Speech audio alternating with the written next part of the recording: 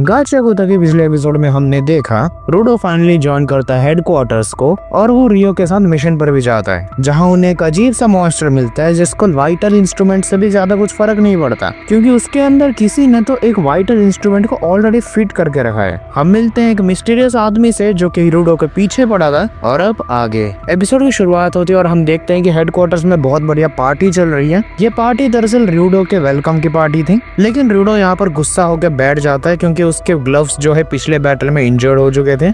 अब यहाँ पर रूडो उदास बैठा था, लेकिन वो उसी क्लीनर से मिलता है जिसने उसकी जान बचाई थी। अब यहाँ पर इस बंदे का नाम ग्रिस था और वो एक्चुअल में रूडो को शुक्रिया अदा करने आया था उसके सबऑर्डिनेट को बचाने के लिए। अब उस सबऑर्डिनेट का नाम था फोलो, लेकिन यहाँ पर रूडो ग्रिस से कहता है कि मुझे शुक्रिया अदा मत करो, मैं अभी भी तुम सबके ऊपर बोझ हूँ और मैंने कुछ भी इम्प्रूव नहीं किया। यहाँ रूडो कहता है कि पहले भी जब वो ऊपर रहा करता था तो वो सबसे लड़ता था और रेगतो आके उसकी जगह माफी मांगता था। तो रूडो इसी बात पे डिसअपॉइंटेड था, वो किसी के ऊपर बोझ नहीं बनना चाहता था और वो नहीं चाहता था कि कोई उसके बारे में बुरा सोचे। यहाँ पर ग्रिस फिर से रूडो को थैंक यू बोलता है क्योंकि उन नॉन पावर क्लीनर्स को कोई ज्यादा भाव देता नहीं और कोई इतना पूछता भी नहीं है, लेकिन रूडो उन सब से अलग था। वो कहता है कि फॉलो भी अपना वाइटल इंस्ट्रूमेंट ढूंढ रहा है ताकि वो उन लोगों को दिखा सके कि हम भी कुछ कम नहीं। अब यहाँ पर ग्रिस रूडो को एक एडवाइस देता है। वो कहता है कि 4 लोगों के बारे में मत सोचो और ये मत सोचो कि लोग तुम्हारे बारे में क्या सोच रहे हैं, तुम बस अपने गोल के ऊपर फोकस करो और खुद को इम्प्रूव करने की कोशिश करो। एक बार खुद के पास्ट को देखो, शायद तुम्हें एक पाथ मिल जाए और तुम्हें पता चल जाए कि तुम्हें एक्चुअल में क्या करना है। यही बात सब कुछ सुन के रूडो फिर से रो पड़ता है क्योंकि उसके बारे में किसी ने इतनी केयर की थी। यहाँ पर एंजिन और रियो भी आ जाते हैं उसे चीयर अप करने के लिए और सब लोग मिलकर उसे पार्टी के लिए इन्वाइट करते हैं।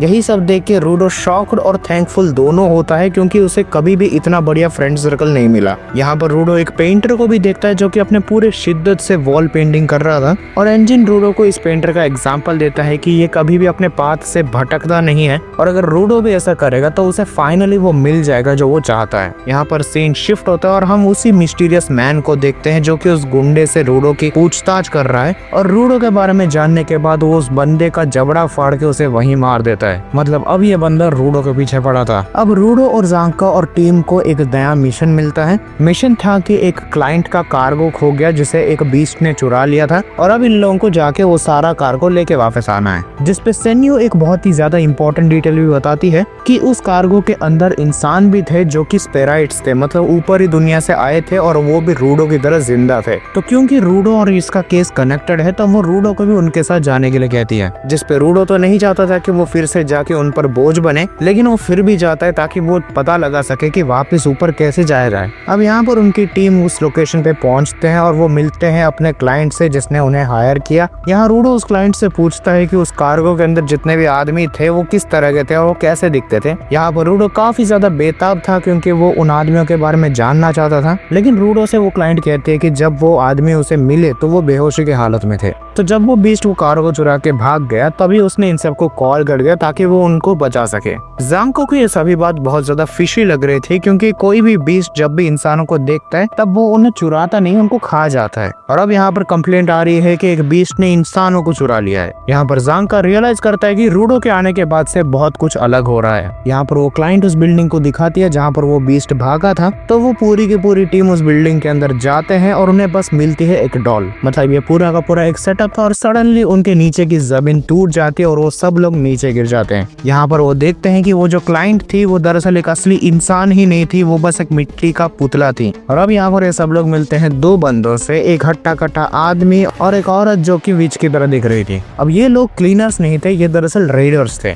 जांका कहता है कि इनका मेन मकसद बस चुराना है, लेकिन आजकल ये लोग मर्डर्स भी करने लगे हैं और फिलहाल के लिए उनको चाहिए था रूडो। यहाँ पर डेंजर को पहचानते ही ग्रिस कहता है कि हमें जल्द से जल्द एग्जिट का पाथ ढूंढना पड़ेगा, जिसपे वो जांका से रिक्वेस्ट करता है उन दोनों को संभालने के लिए जब तक वो दूसरा पाथ ढूंढ नहीं लेते। तो जांका हाँ कहता है और वो रूडो को अपने साथ लेके चले जाते हैं क्योंकि रूडो की सिक्योरिटी उनकी प्रायोरिटी थी। यहाँ पर रूडो उनसे कहता है कि मैं भी लड़ना चाहता हूँ, लेकिन ग्रिस कहता है कि ये लड़ाई काफी ज्यादा मुश्किल होने वाली है। तो रोडो यहाँ पर फिर से उदास होकर चुप हो जाते हैं क्योंकि उसे फिर से दूसरों के ऊपर बोझ बनना पड़ रहा था। यहाँ पर जांका उन दोनों से पूछता है कि रोडो की तो तुम्हें अच्छी कीमत भी नहीं मिलेगी, तो तुम उसे क्यों बेचना चाहते हो? जिसपे वो दोनों कहते हैं हमें रोडो को बेचना नहीं बल्कि उससे इंफॉर्मेशन निकालनी है। वो जानना चाहते थे कि रोडो ने एक्चुअली सर्वाइव कैसे किया और वो उन दोनों वर्ल्ड्स के बीच का बॉर्डर कैसे क्रॉस किया, जिसपे जांका को तो इस सभी बातों से बिल्कुल फर्क नहीं पड़ रहा था। तो यहाँ पर इनकी लड़ाई शुरू हो जाती है और वो विच एक्चुअल में अपने पावर से मर्ड के ह्यूमनॉइड्स बना सकती थी, जहाँ पर जांका 3-4 लोगों को ऐसे ही मार देता है,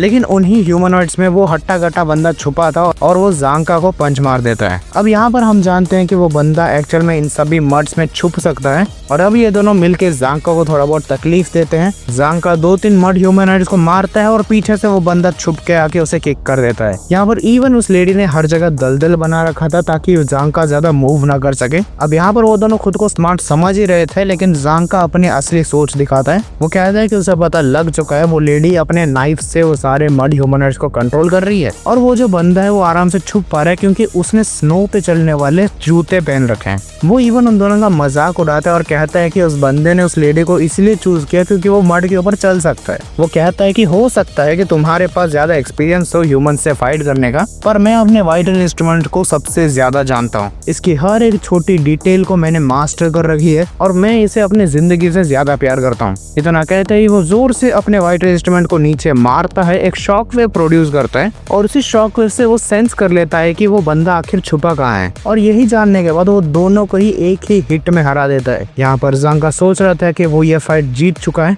लेकिन उसके पीछे वही मिस्टीरियस सा बंदा आता है और वो कहता है कि अब मुझसे लड़ो। और इसी के साथ एपिसोड यहाँ पे खत्म हो जाता है। तो कौन है ये बंदा और क्या कभी रूडो अपने एंजाइटी से बाहर आ पाएगा और अब जांका का क्या होगा? इसके लिए तुम्हें अगला एपिसोड देखना पड़ेगा गाचिया कुत्ता का। तो बस आज के लिए इतना ही, मैं मिलता तुमको किसी और वीडियो में, तब तक के लिए गुड बाय।